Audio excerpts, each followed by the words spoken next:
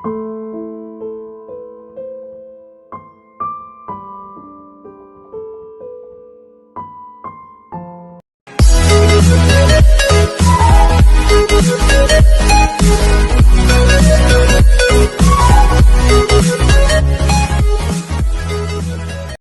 alamin wal aqibatu lil muttaqin wala udwana illa ala zalimin.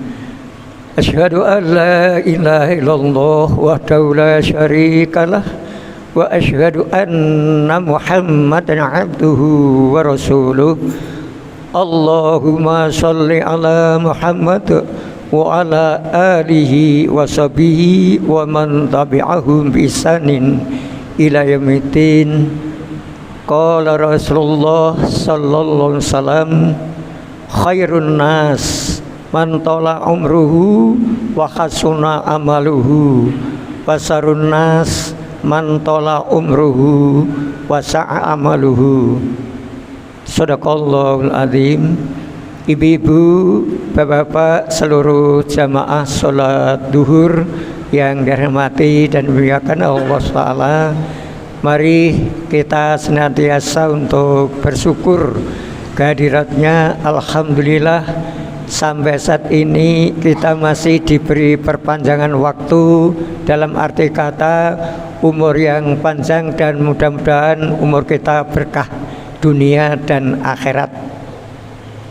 Ibu-ibu, bapak-bapak, seluruh jamaah sholat duhur yang berbahagia, pada siang hari ini jadwal kultum duhur adalah Bapak Haji Parlin, karena beliau sedang bertugas ke Jakarta hingga hari ini belum bisa datang.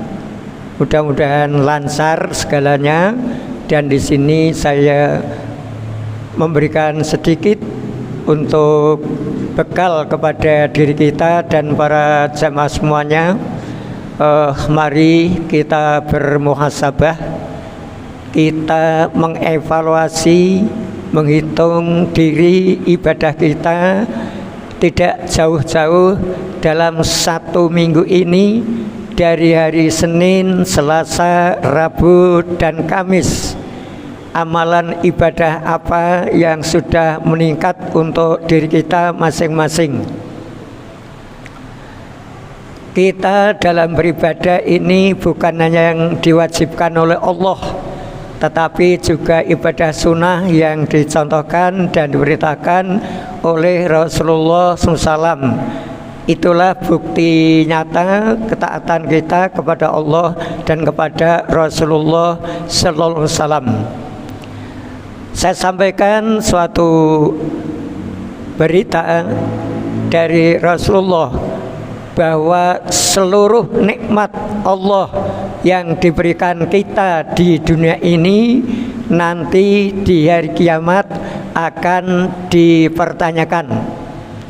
Dalam Quran surat 102, surat At-Takatsur, ayat terakhir, ayat 8, Allah berfirman, A'udzu billahi minasyaitonir rajim, tsumma latus'alunna yauma idzin 'anin na'im. Kemudian pada hari itu benar-benar nikmat yang aku berikan kepadamu akan ditanyakan.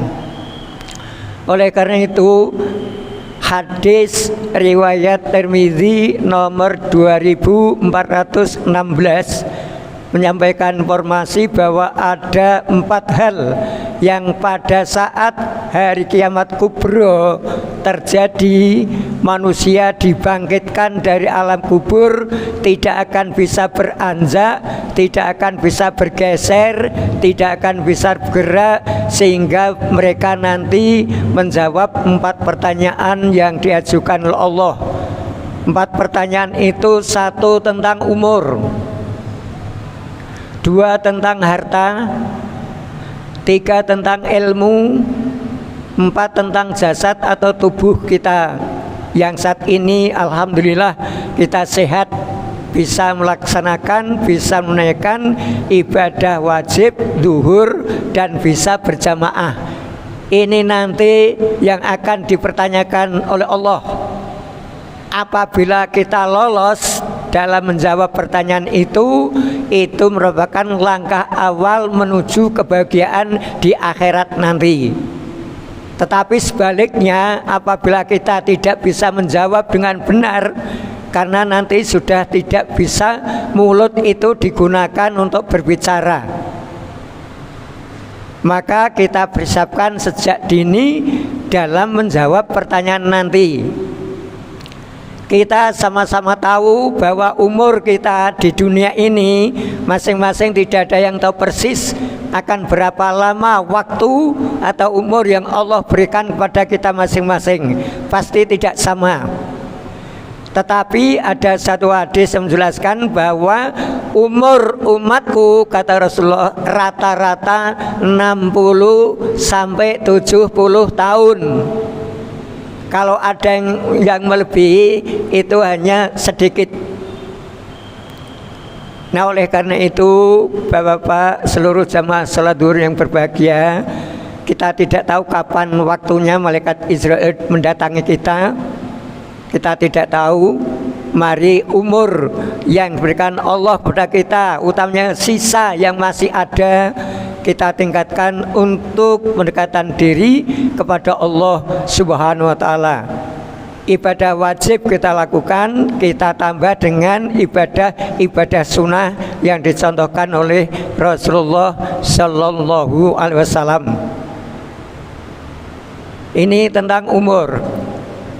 Akan ditanyakan, digunakan untuk apa selama Allah memberi waktu atau umur itu. Kemudian yang kedua tentang harta. Harta itu diperoleh dari mana, dengan cara bagaimana, dan dibelanjakan untuk apa atau dihabiskan untuk apa. Ini nanti akan dipertanyakan. Ada satu hadis riwayat Bukhari sangat kuat, sahih.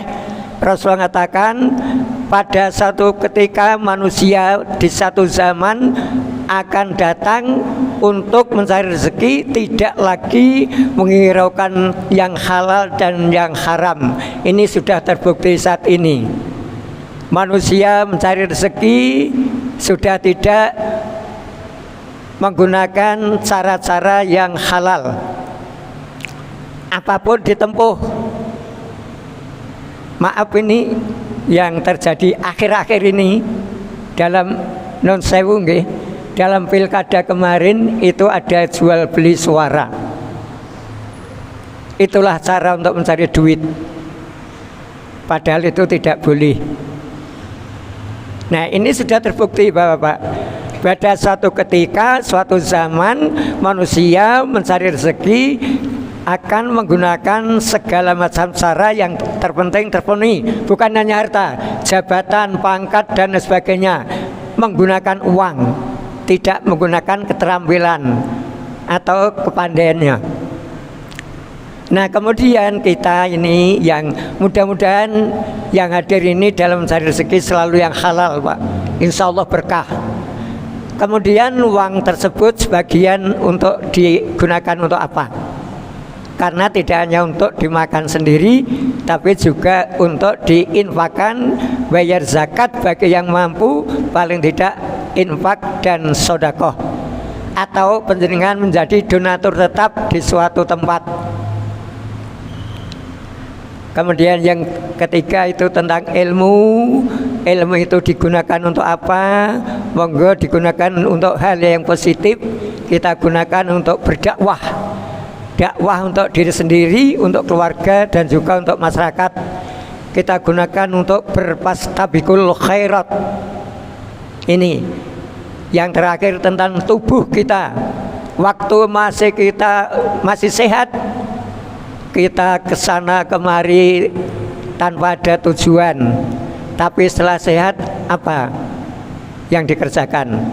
Oleh karena itu, seluruh jamaah salat zuhur yang berbahagia, mari nikmat 4 tersebut, umur, harta, kita gunakan cara-cara yang baik, ilmu yang punya manfaatkan sebaik-baiknya, diajarkan kepada orang lain, diamalkan kepada orang lain, minimal untuk keluarga.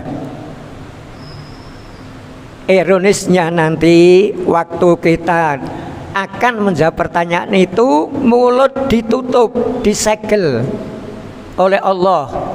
Quran surat 36, surat Yasin ayat 65, Allah berfirman, a'udzubillahi minasyaitonir rajim, al yauma nakhtimu ala afwahihim wa tukallimuna aydihim wa tashhadu arjuluhum bima kanu yaksibun. Pada saat kita menjawab nanti, mulut kita tidak berbicara, yang berbicara, yang berkata kepada Allah itu tangan kita masing-masing. Kemudian kaki menjadi saksi. Kemudian dalam Quran surat 41, surat Fusilat,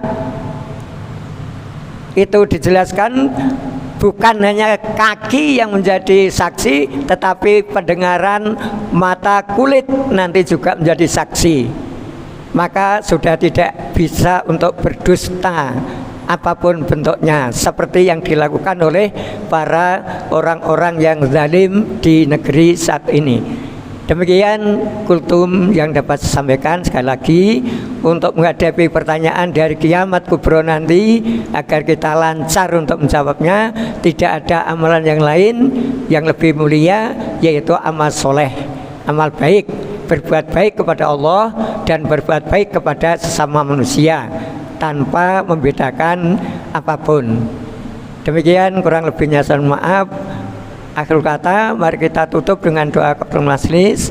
Subhanakallahumma wa bihamdika asyhadu an la ilaha illa anta astaghfiruka wa atubu ilaik. Assalamualaikum warahmatullahi wabarakatuh.